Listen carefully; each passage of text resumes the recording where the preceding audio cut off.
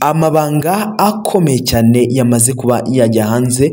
Aya ni amakuru utagomba kuba wacikwa, ariyo mpamvu nkusaba kuba wagumana nanjye kugeza iyi video irangiye, uragenda usobanukirwa byinshi bitandukanye. Iyi ni inkuru maze iminsi nkurikirana bitewe nuko nagiye mbona ivugwaho cyane mu buryo butandukanye. Ushobora kuba warahawe amakuru ukayahabwa wenda ari igice cyangwa se ari ikinyoma, bityo ukagendera mu kigare ntumenye ukuri. Ariyo mpamvu nje gushyira umucyo kuri iyi nkuru imaze iminsi igenda ivugisha abantu benshi. Rero ni nyuma ya video nyinshi zagiye zikorwa, haba izakozwe na AI ndetse n'izakozwe n'abantu ku giti cyabo, n'amatangazo menshi yagiye akwirakwizwa hirya no hino ku mbuga nkoranyambaga agenda avuga yuko iyi moto ya Sipero ari imwe muri moto ikoze nabi, bityo nta buziranenge yujuje. Ikindi ikaba yariswe moto y'urupfu, dore yuko bavuga ko ari igicucu cy'urupfu, ngo umugenzi uyiteze asiga araze bitewe nuko ataba yizeye yuko ari buze gutaha amahoro, bitewe nuko iyi moto bikemangwa yuko ifite byinshi bitameze neza, bityo bikagenda bigaragaza yuko itizewe. Ese ukuri ni ukuhe? Koko iyi moto ntabwo ishobotse cyangwa se ni ukuyisebya mu bisanzwe? Reka turebe hamwe binkurikije ibimenyetso nagiye mfata ku giti cyanjye, amakuru nagiye nkura hirya no hino hatandukanye, haba ku muvugizi wa polisi y'igihugu ndetse no kuri nyir'uruganda rutunganya izi moto za Siperu zikoresha umuriro w'amashanyarazi, ndetse n'abatwara izi moto, n'andi makuru atandukanye abarizwa muri business yo gucuruza amamoto. Ndagira ngo nkubwire amakuru yuzuye. Ndagusuje kandi nkuhaye ikaze kuri Niwe Zaki. Niba ari ubwa mbere ugeze kuri channel, reba handitse ijambo subscribe ukandeho, wibuke gukanda kuri like kandi uze kwibuka gukora share kugira ngo ujye ubasha kubonera ku gihe amakuru n'ibiganiro bitandukanye mbagenda nkutegurira umunsi ku munsi.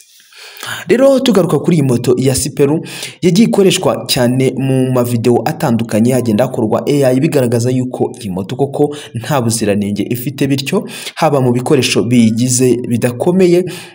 Gusa icyaduka mu gihugu cy'u Rwanda, iyi moto yaje igura amafaranga ageze ku bihumbi 700 y'amanyarwanda yonyine, naho izindi moto harimo Boxer, harimo Hauge ndetse na 75 n'izindi zitandukanye akenshi zagurukira mu mafaranga agera kuri 2 miliyoni arengaho. Ayo niyo mafaranga agura moto zikoresha essence, ariko iyi moto ya Siperu yaje igura amafaranga atarenze 700 y'amafaranga y'u Rwanda. Mu by'ukuri ni imwe muri moto yari yorohereje abayigura bafite amafaranga menshi, bityo bigatuma batangira kwiteza imbere, ariko ku gishoro gike cyane ugereranyije n'izindi moto zinywa essence. Ariko se niki cyabayeho kugira ngo izi moto zibe zakurwa kuri moto zizewe zigomba kuba zikoreshwa mu mujyi wa Kigali ndetse no mu Rwanda muri rusange?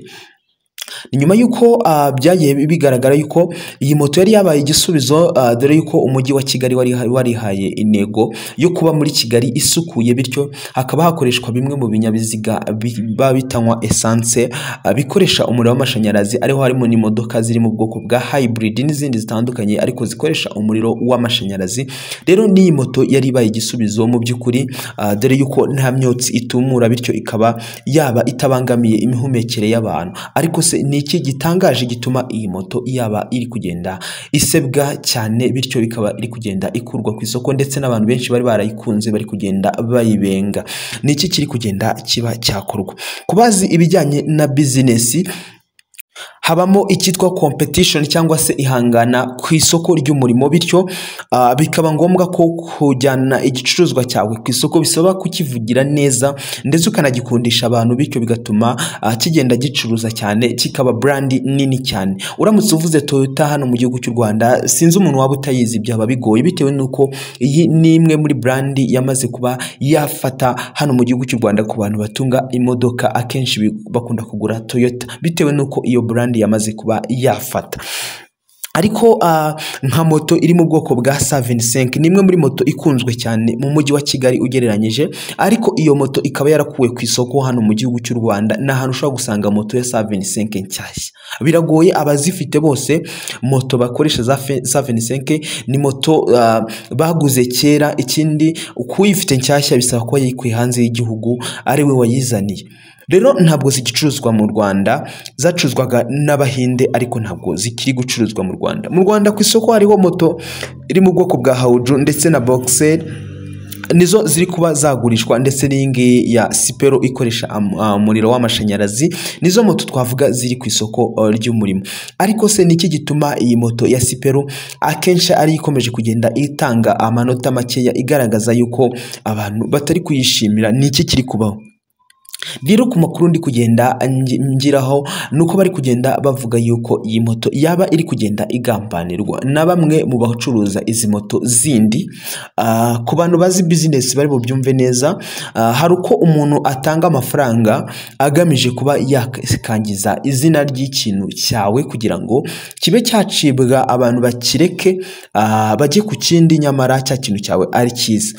Dukurikije yuko amakuru avuga yuko mbere yuko Sipero iza mu Rwanda cyangwa se itangira iyi gahunda, uru ruganda ruba rwakagurira amarembo yarwo mu Rwanda cyangwa se amashami yarwo mu Rwanda, habaga n'ubundi impanuka mu mujyi wa Kigali bisanzwe. Za moto byagendaga bigaragara yuko moto zikora impanuka.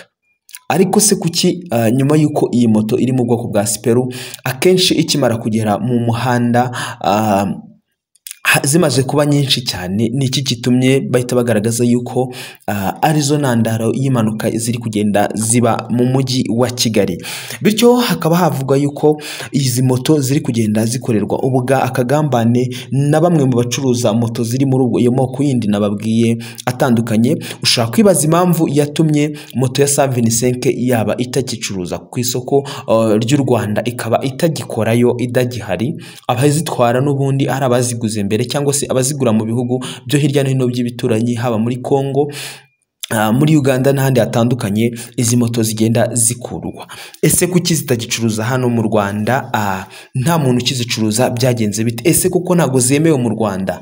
Menya ngo hari ikindi kibazo ku masezerano aba atarubahirijwe, haba kuba bishinzwe kugira ngo iyi moto iba yakemererwa kuba yajya ku isoko ry'umurimo.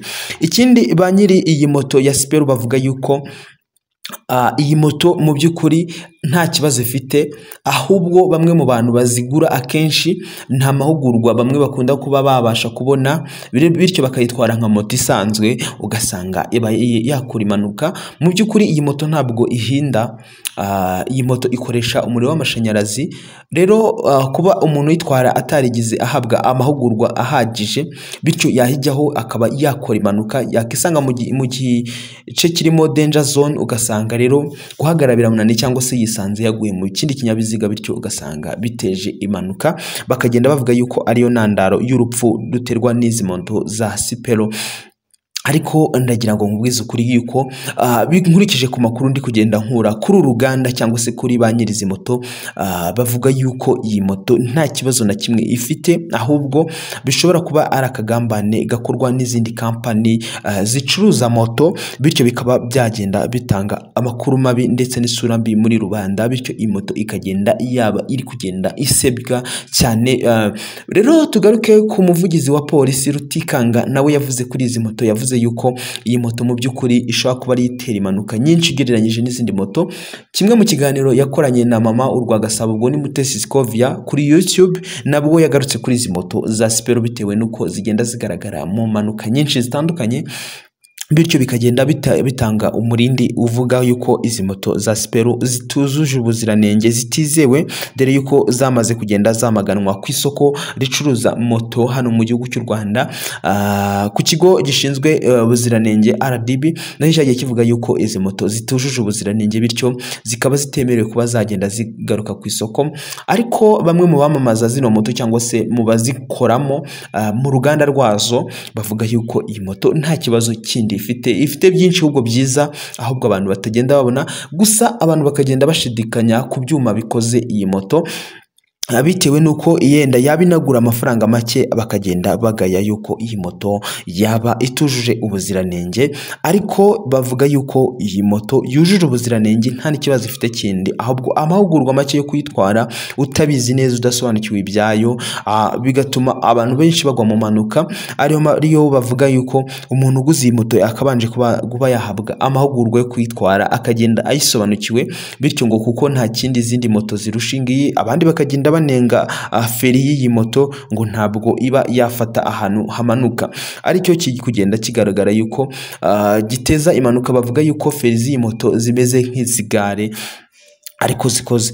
Ariko se mu by'ukuri mubona ko iyi moto koko itujuje ubuziranenge? Gusa ku makuru mfite nuko bari kugenda bavuga yuko iyi moto iri kugenda ikorerwa ubugambanyi na bamwe mu bacuruza izi moto zindi zitandukanye hano mu gihugu cy'u Rwanda, bityo bikagenda bituma baserereza izi moto, bityo zikaba zagenda zikurwa ku isoko ry'amamoto. Ndagushimiye, njye twari kumwe ni Zaki, naho iyi niwe Zaki.